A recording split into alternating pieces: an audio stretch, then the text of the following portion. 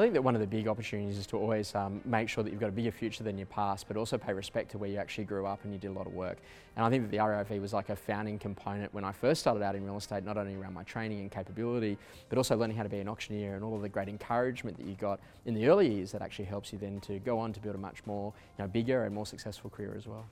So one of the big things that got me into coaching was that my real love of travel, like the ability to be able to go and see different parts of the world, to learn how they do it in different countries, from Australia, New Zealand, the US and the UK, the UAE, and getting a bit of an understanding that there's a much, much bigger world out there and there's much bigger opportunities, and that your business is only limited by the way that you think. The biggest difference between the UK and Australia, I think, is that they're very, very brand-centric, and that the brands tend to generate a lot of the leads. So there's not a lot of live active prospecting.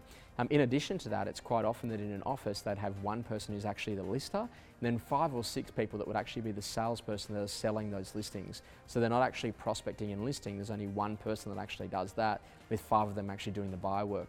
In every marketplace, there's always a discounter, and then there's always the high and premium value. And I think that inside of any organisation, you need to work out where your brand positioning fits.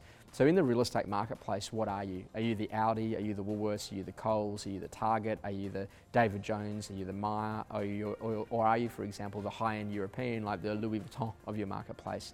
And that every brand has its own positioning, and they can take a share of that market. What I think is really critical is to understand where you sit. So I'm a big one on reading books. The more that you read, the more that you grow, because ultimately that's the internal conversation that you have with yourself. So I'm a big believer in that whenever you've got a challenge in your life, go to Amazon.com, type that challenge in, it'll come up with a book. Find the one that's rated the highest and read it.